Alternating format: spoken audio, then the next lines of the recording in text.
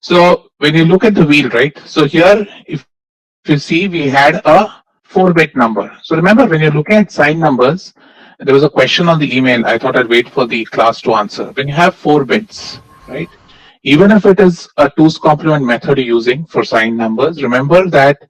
So if you have 4 bits, you can represent up to 16 unique combinations of 4 bits, right?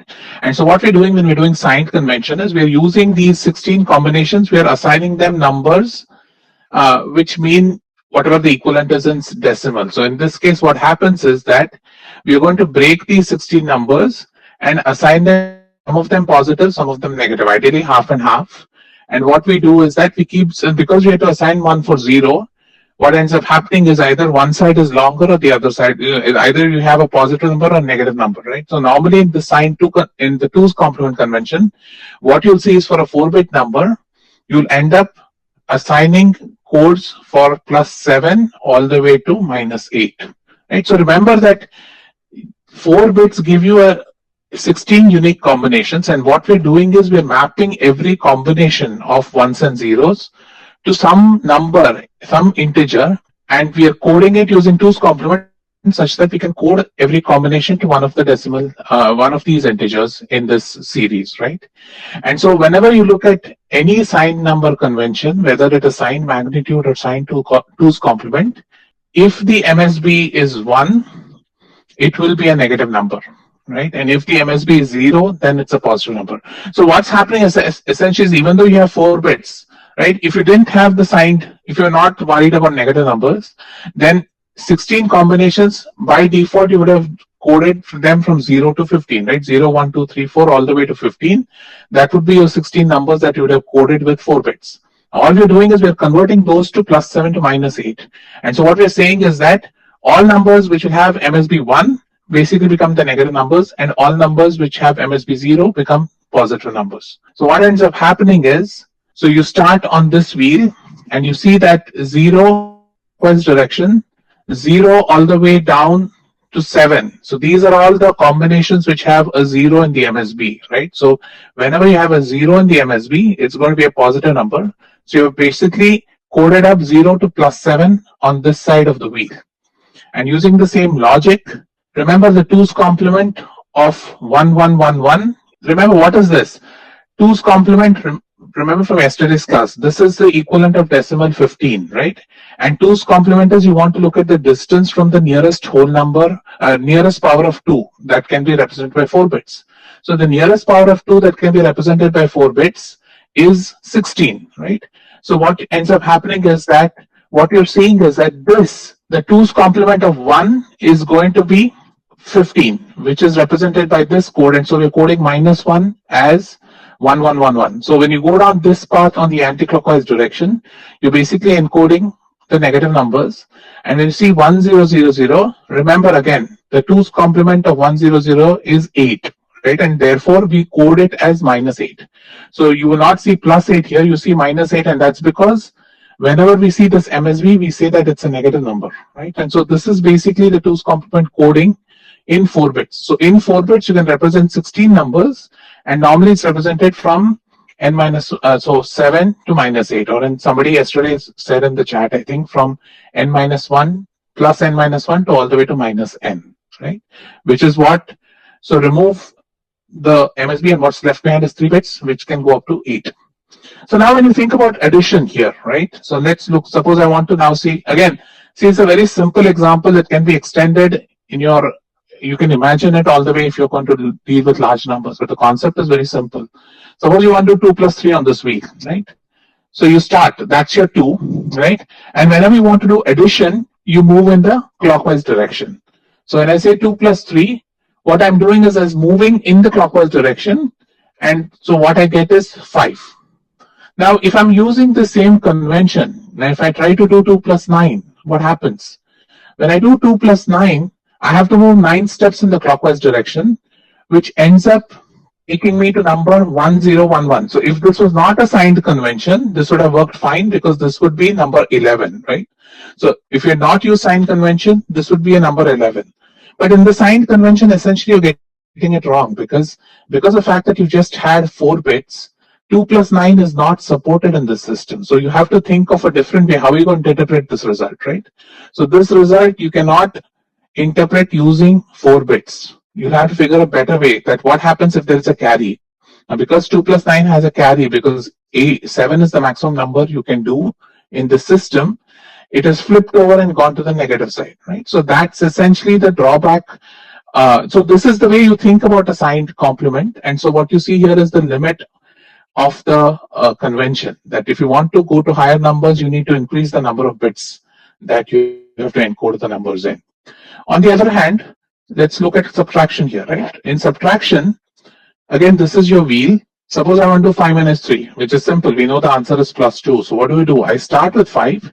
Now in subtraction, I go anti-clockwise. So I trace 3 steps back anti-clockwise, and I can go back to 2. Or what I can do, and this is where the power of 2's complement comes, is I can think about minus 3 as the 2's complement of minus 3, which is 2 to the power 4 minus 3, right? 2 to the power of 4 is 16. 16 minus 3 is 13. So instead of thinking about us going 2 steps back, what I do is I will go 13 steps forward in the same addition, right? So when I do that, I end up coming to 2. And so that's what you're doing essentially when you're implementing a signed complement, is because of this fact that this wheel rotates on itself again, what ends up happening is to implement the negative, you can go positive, cross the 0, and then you get back to the number that you're intended, right? So this is one way to imagine what's happening. I mean, if you're fine with the previous way that we just looked at, that's fine. And this is another way to think about addition and subtraction if you want to look at it as a wheel of numbers. So let's look at different types of code. So, our simple coding was very, if you look at a 4-bit number, what did we say?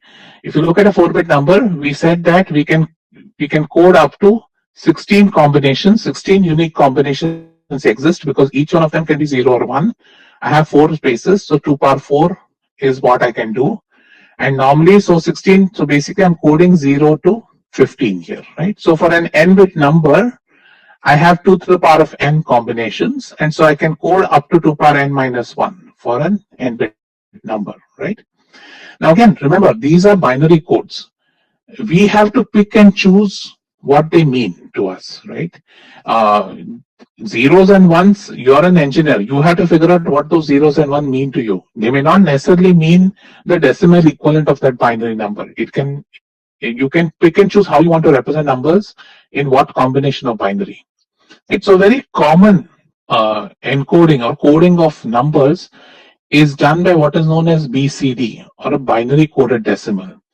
So what we do there is essentially we have, so if you think about decimal numbers, right? Let's think of any decimal number. A decimal number, if this is your decimal number, every place value here can go from 0 to 9, right? So if I think about a decimal number, in a binary number, this can be 0 or 1, but in a decimal number, this can be 0 to 9. So what I do, one way to represent large numbers is what I do is I'll take the number as it is in decimal form and convert every digit of the number to its binary equivalent, right? So which means that I need to find a way to code up 0 to 9, then I can code up any decimal number, right?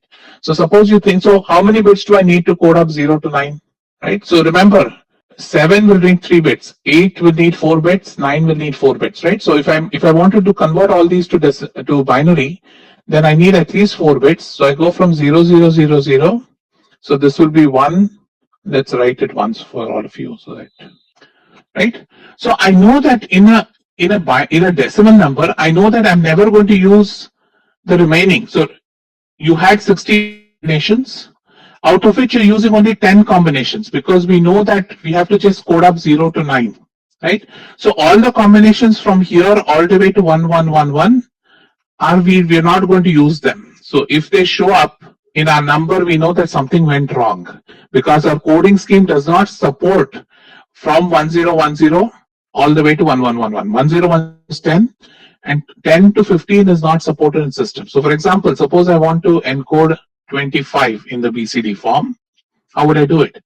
I would basically write it as the equivalent of 2 is 0010, so it goes 0010.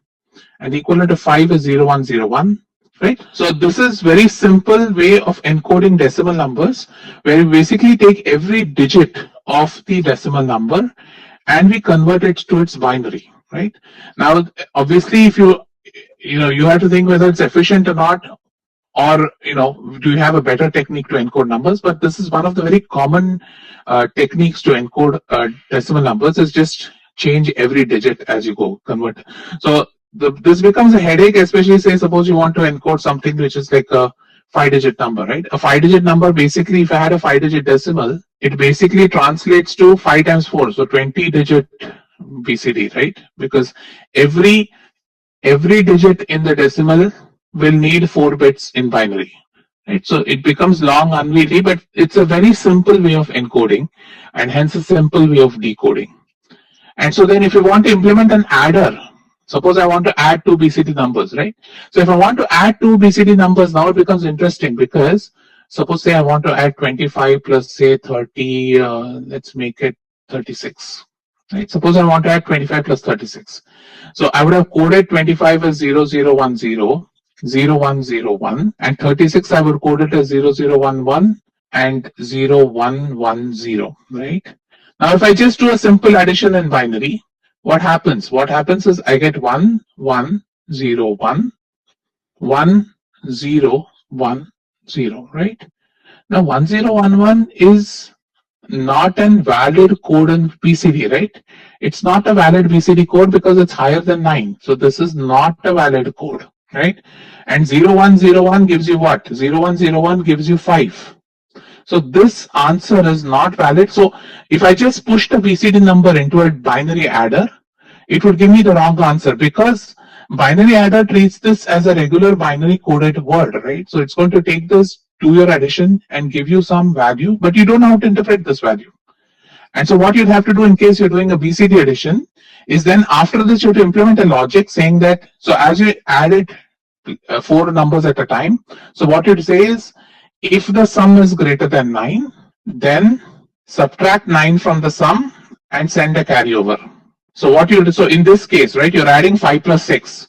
So 5 plus 6 has given you 11. So then you make a check. So 11 cannot be in a decimal, cannot be a digit in a decimal system.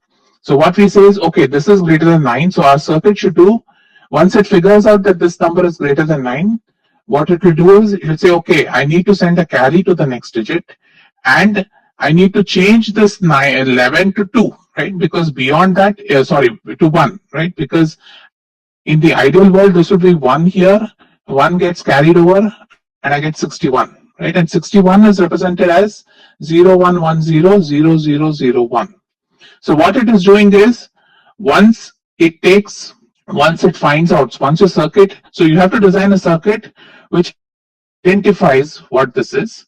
You have to identify whether this is a number less than 9 or greater than 9. If it's a number greater than 9, then you have to subtract, it wouldn't be 9, it will be 10. Subtract 10 from the number and send an extra digit forward to carry, right? So in this case, and remember carry of, so what will be the carry? Carry can only be 0 or 1, right? Because the maximum numbers you can have is 9 plus 9, and 9 plus 9 is 18. So you can always only send a carry of 1. We'll look at this in great detail because we'll design a BCD adder at a circuit level. But this is just one of the, just to think about how to do addition. So when you do coding, right, other things get complicated. So how you pick the coding, it's important that you pick the coding early on before you design the system, because then all your subsequent circuits will need to ensure that this coding makes sense as it goes through. So it's not, so that, for example, right, if you were working in the lab here on campus, our lab has adder chips. So you can just put an adder chip on your breadboard. When you send in 2 4-bit numbers, it gives you an it gives you a sum out and a carry out. Now, if you were to implement a BCD adder using that adder, you won't be able to do it as such. So if you're using a BCD coding mechanism, then you need to change the circuit on the adder. So there are other codes. So now let's look at another way to think about a regular code. So let's think about, suppose I had a 4-bit binary, right? I can also think of this as, let's call this A3, A2, A1, A0. right? So this binary number can be written as A3 times 8 plus A2 times 4 plus A1 times 2, sorry, yeah, A1 times 2 plus A0 times 1, right? Which means that the weight of every number in the binary is, so if there is a bit in A3, if the MSB has a weight of 8, the A2 has a weight of 4, A1 has a weight of 2, and this. So sometimes you'll also see something. So this is sometimes known as the 8421 code, right? So what is the 8421 code? 8421 code is nothing but the binary code. So instead of calling it binary, I can sometimes call it as 8421. That is, this is a 4-bit binary number whose weight in A3 is 8, in A2 is 2, A1 is A2, right? So similarly, now this is what is used in BCD, right? So when we code something in BCD, we are essentially using this binary code, and we are not using numbers. We are not using A to F or 1010 all the way to 1111. We are not using this, right? So when you want to code up BCD numbers, one way is to do the simple binary. You also have other codes, right? And these are some of the codes that are available. So suppose now I want to see BCD coding. Let's say I'm asking you, we want to discuss BCD coding. So what are the requirements of the code? So one of you can unmute your mics and tell me what should be the requirement of the code? If I want to design a code which can encode BCD numbers, what should be the primary requirement of the code? I'm not reading a chat window. Anybody can unmute and answer. They should take those A's as groups of fours instead of taking them No, individually. that is given to you. So assume that because we know you're doing BCD coding, we will convert every digit to groups given to you. What I'm now asking is, instead of using this binary coding, suppose I decide to use some other type of coding, what should that coding, how would you check if that coding is right or not? Suppose I came up with some random code and asked you, how do you check if this is a valid code or not? What would you check for? The 4-bit digit which comes out should not be greater than 9. Let me change it and tell you what I would have told you is, you should ensure that you can code these. You should be able to code these, right? See, if you remember in your binary coding, even though I can get 10 to 15, I can ensure that those 10 to 15 are nonsense, right? I can somehow create a circuit so that the 10 to 15, if it comes up, I will modify it. So, but the primary interest is that this code should be able to encode the digits that you will see in the decimal system, right? So for example, whatever the code we use, it should be able to uniquely identify 0, 1, 2, 3, 4, 5, 6, 7, 8, 9, right? If suppose I design a code where, for example, 3 and 9 have the same code, then that's a bad design, right? Because that it's hard for me to, if this number came to me, I wouldn't know what to do. At the same time, I should ensure that every number has a code. Otherwise, I can't encode a decimal number. So let's look at weighted code, say 2421, right? So what does 2421 mean? 2421 code means that any number A3, A2, A1, A0 is actually 2 times A3 plus 4 times A2 plus 2 times A1 plus 1 time A0, right? So for example, if I want to code, so suppose I give you that, so what does this number mean in 2421 code, right? So in 2421 code, this number means 2 times 1 plus 4 times 0 plus 2 times 1 plus 1 times 1, right? So 2 times 1 is 2, 2 times 1 is 2, and 1, so 4, and this is 5. So 5 has been encoded as 1011 in the 2421 coding system, whereas this would be, what would it be in the regular binary? So this would be 0101 in the 8421 system or the binary system, right? Because in 8421, this value has a weight of 4 and this is 1, so 4 plus 1 is 5.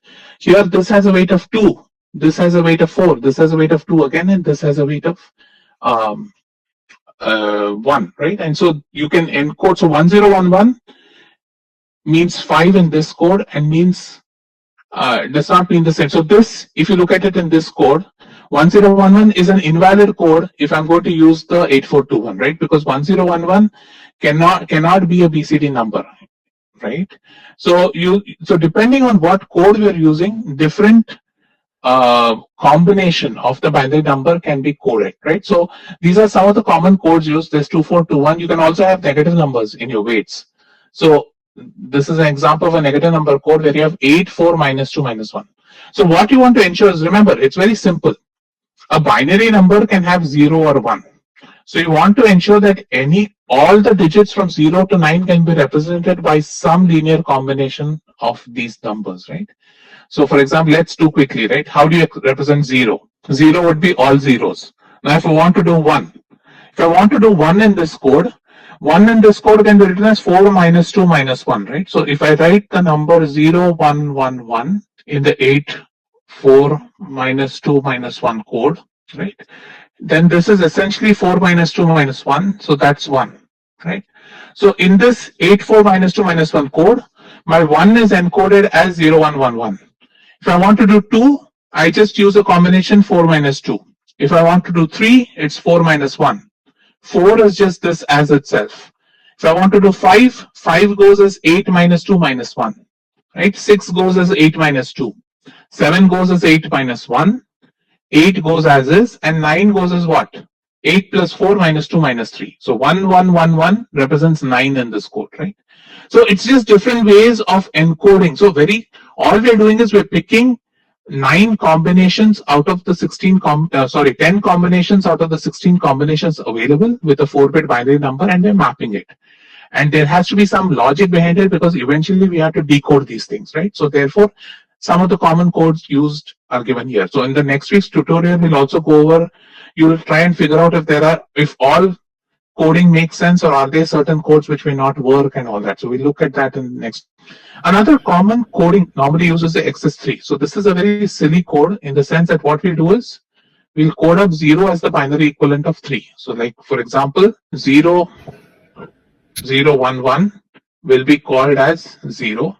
0, 1, 0, 0 will be called as 1, right? So it's an XS3 in the sense that the binary equivalent of so 0 will be mapped to the binary equivalent of 0 plus 3, right? So this is the XS3 code. So again, you can go over in the textbook, they've given the entire table as to how to code up 0 to 9 in all the different coding systems. So it's a good idea. So I'd recommend you just go through that and ensure that you're comfortable with these kind of codes, right? So let me stop here and take a few questions. So another powerful code is the gray code.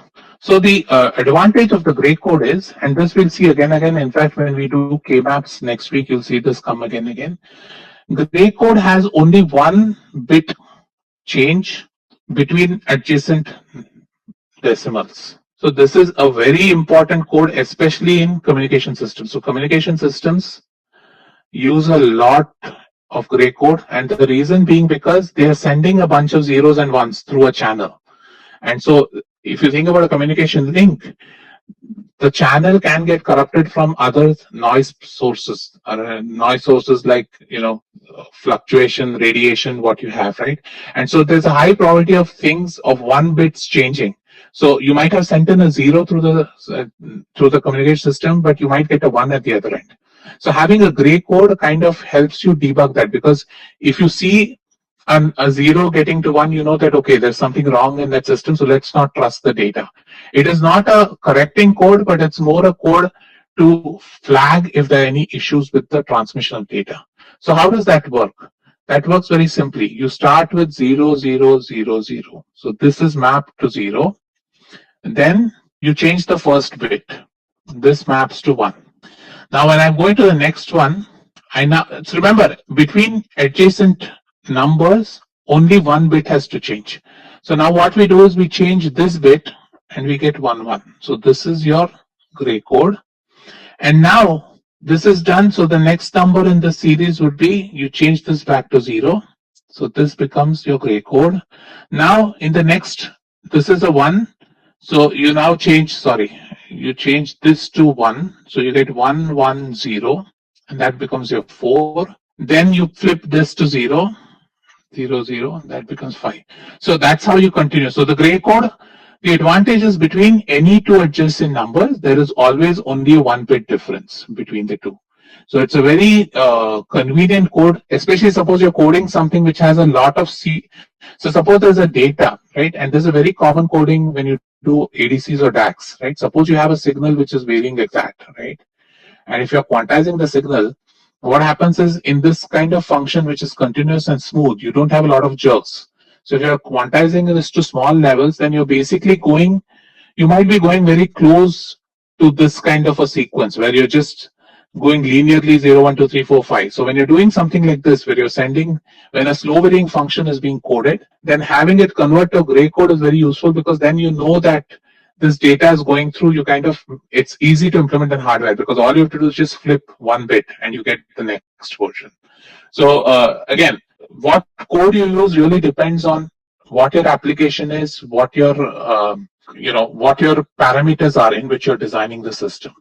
No one code best code, and it's not like you have to use coding to implement, but as we discussed in the first class, right, one of the advantages, one of the reasons you're designing is because you want to be first. Time to market is important and optimization is important, right? So when you're designing something, you want to be the best design out there, and so any kind of optimization you can make would help. And so these are the different kinds of way where you're optimizing the design of the system. Ultimately, everything is going to be gates, right? Okay, so with that, also the textbook goes into multiple other codes like error correcting codes and ASCII codes. You can take a look at that just to for completeness sake. But basically, we won't be dealing with a lot of codes in this class. We'll just be dealing with the basics of what a code is and all that. But those of you who are interested, when you start taking communication signals, or if you start taking higher level software classes, right, which go into coding, security, stuff like that, that's when probably you'll visit this again. Okay, so now let's start with the meat of the class, which is gates. So all of you, I'm sure, are familiar with some sort of knowledge of logic gates, right? So let's look at, let's look at three things. So we'll try and talk about the symbol, how to implement it if I'm using switches, and then what does a truth table look like, or the input-output relationship. So we'll come across this word a lot in this class, a truth table. And truth table is nothing but you list out all the input combinations that are possible and figure out what the output has to be. So it is a way of presenting the relationship between input and output, right? So let's start with the NOT gate.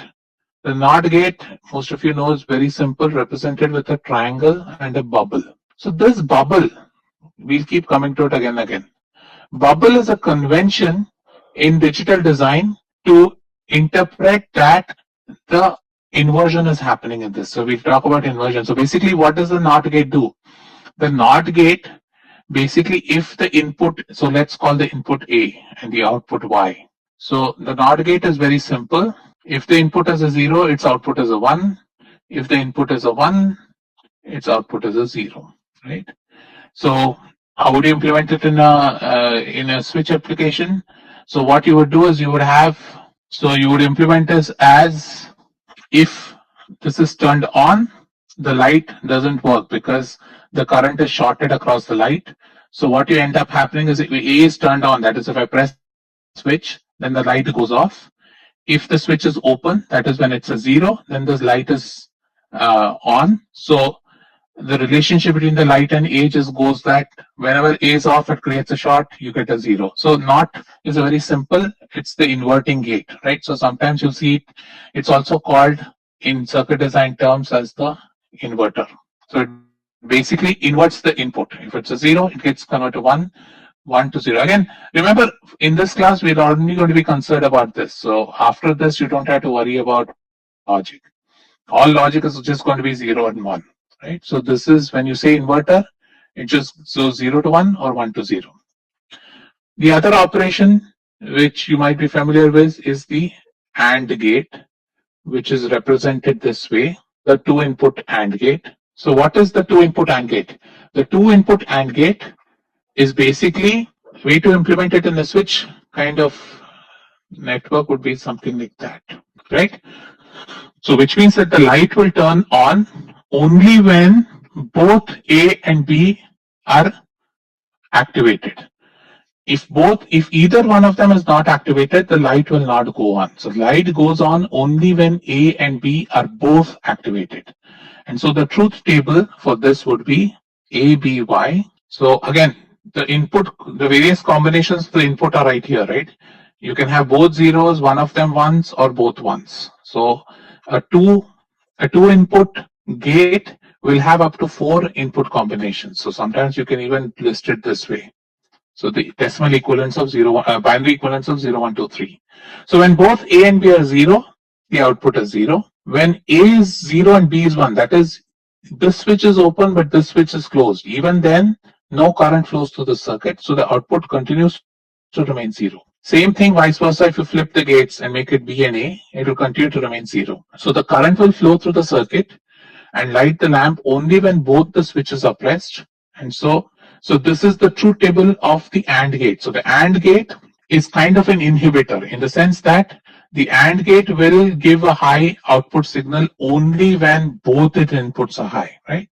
So for an AND to work, or for an AND to give a high output, both or all of its inputs have to be high. So output is high when all inputs are high. And the third basic gate is the OR gate, which is the sometimes called as the dual of the AND gate. So the OR gate is represented as this. In regular semesters, I'm a little bit finicky about this, but we'll see how this works this semester. But please, whenever you draw gates, clearly differentiate the AND and the OR. So many a times what happens with students is this curve is not very well drawn, then at the end of after the exams are given, they're like, sir, but I intended to be OR gate and not an AND gate, right?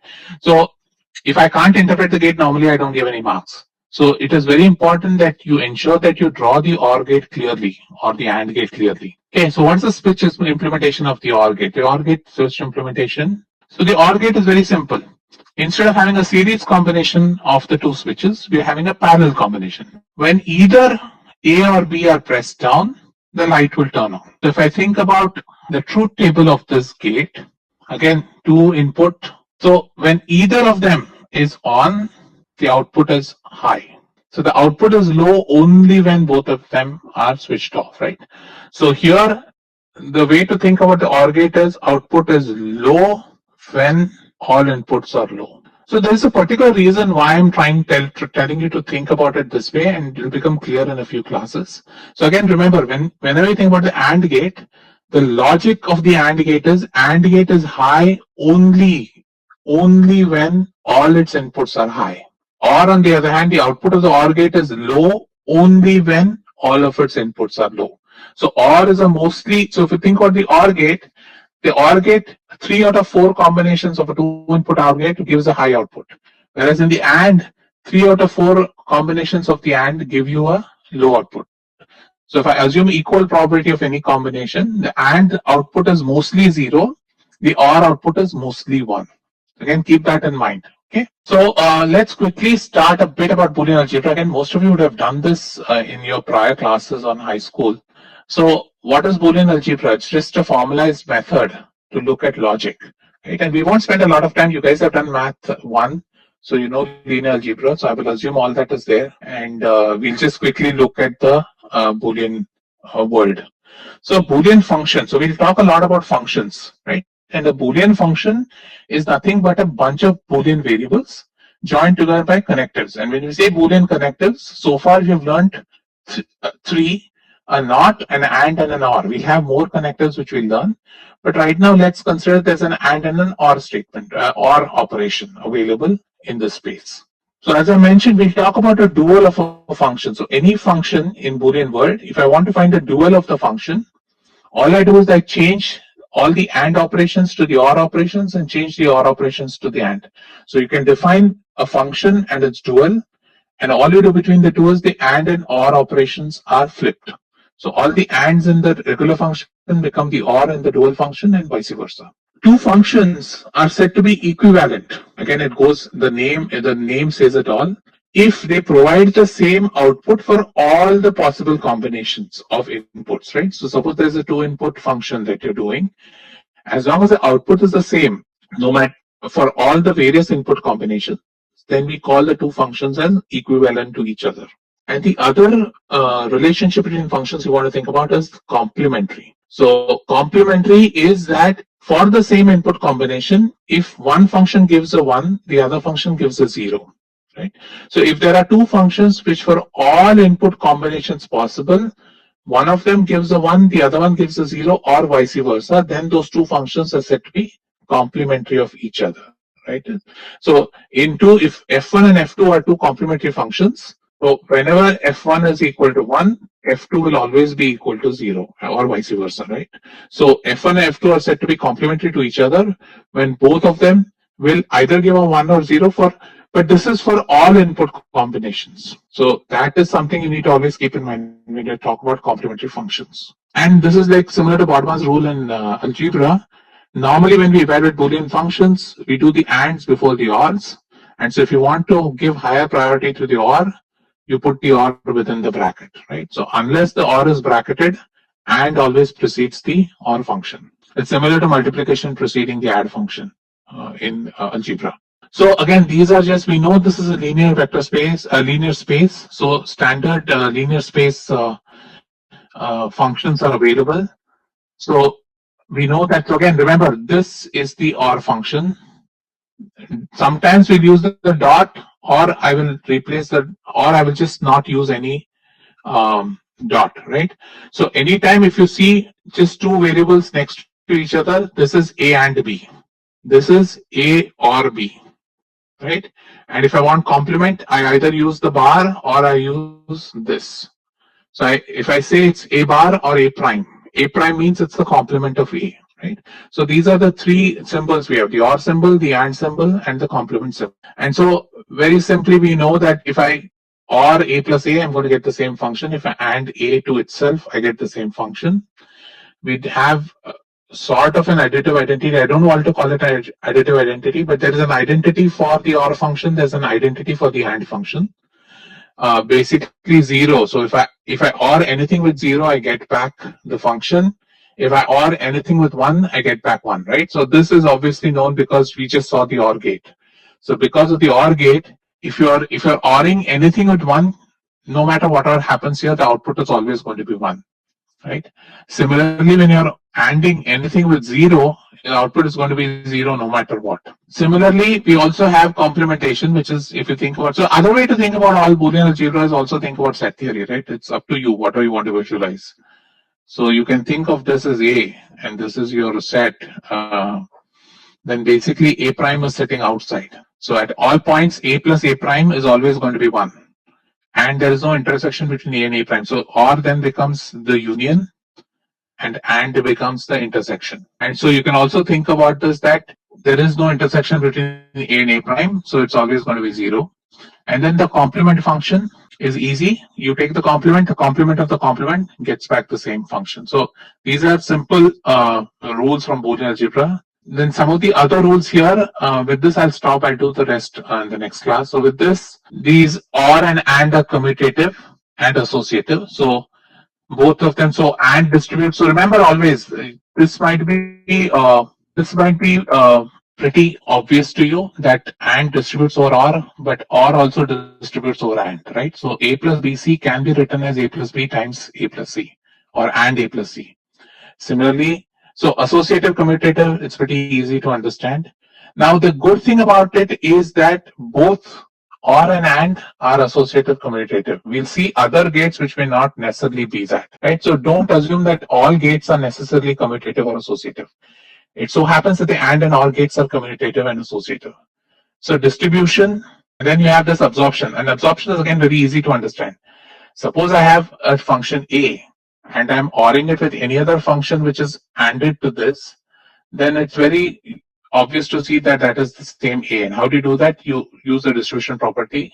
So A plus AB can be written as A times 1 plus B, which is A, right? And then this is an important De Morgan's law, which states basically that if I want to take, so the complement of an OR function, so complement of A plus B is nothing but the AND of the individual complements, right? So A plus B, the whole bar is A bar and B bar. And the dual of that is AB the whole bar is A bar or B bar, right? So this is again a very important property. We'll keep coming to it time and again about the De Morgan theorem. So again, OR and are related through the complements. So if you want to take the complement of the OR output, it is nothing but ANDing the complements. Similarly, the complement of the AND is ORing the complements, right? So, and then finally, this thing we'll do next class. This is a consensus theorem. Again, it's very important to think about that if I have a function where I have AC plus BC prime and an AB product term of these two, then basically the product term gets absorbed into this, leaving behind just AC and BC prime. So again, we'll look at the proof of this next class so you guys can attempt it. It's pretty simple. One way to also prove this thing is just assume C is equal to 0. Right? If C is equal to 0, what happens? C is equal to 0, AC terms fall off. What is left behind is AB plus B, which we know is B. When C is equal to 1, then this term drops off. What you're left is AB plus A, which gives you A. So you can say that when C is equal to 0, the output is B. When C is equal to 1, the output is A.